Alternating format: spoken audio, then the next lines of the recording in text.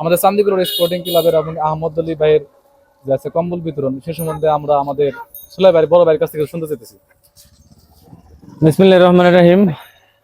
আজকে যেহেতু শীত, তার জন্য আমার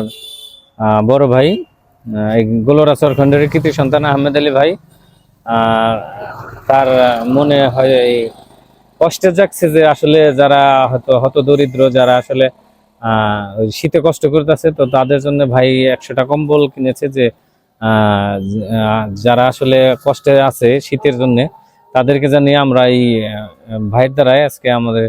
এই কম্বল বিতরণ অনুষ্ঠান, যে ভাইয়ের দ্বারাই জানি আমরা এই কম্বল গুনা হত দরিদ্রদের মাঝে আমরা তাদেরকে কষ্টও দিতেছি না যে আমরা অমুক দিন দিব, যায় নিয়ে আসো। আমরা চাইতেছি যে আমরা আসলে যা দানটা করতেছি, যাদেরকে দিতেছি, আমরা যেন তারা যেন নাই বুঝতে পারে যে আমরা দান করতেছি, কারণ আমরা তাদের বাড়িতে বাড়িতে গিয়ে আমরা এই দিয়ে আসতেছি। কারণ যারা হয়তো সবার কাছ থেকে তথ্য নিচ্ছি যে কারা আসলে একটু